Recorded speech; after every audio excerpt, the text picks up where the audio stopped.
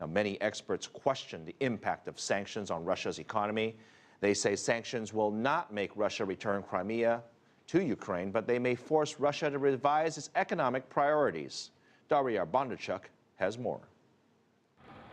As sanctions against an extended list of Russian officials and some of the Russian businesses are rolling out, Russia may see longer-term effects on its economy. Increasing inflation, capital outflow and worsening investment climate could be one of the many consequences. On top of that, the world's leading economies have recently withdrawn from the G8 club, ditching the summit that Russia was set to host in June. But Moscow shrugged off the move as insignificant. If our Western partners believe the format has exhausted itself, we don't cling to this format. We don't believe it will be a big problem if it doesn't convene. Russian experts agree that expulsion from the G8 won't damage the country's economy. Today it's not the club anymore.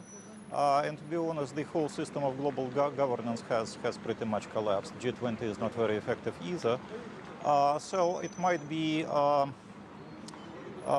sensitive to pride of certain people, but in terms of practical capacity, I don't see any difference. However, increased tensions between Russia and the West over Ukraine could lead to some negative consequences. For the business sector, I think certainly the the risks, the capital outflows, the general investment climate certainly will be an issue. In the long run, though, Dr. Bartesky says Western sanctions may push Russia closer to its partners in the East. If that policy continues, the economic isolation of Russia may increase. And then the question will be to what extent Russia will be able to rechannel its economic ties with other parts of the world.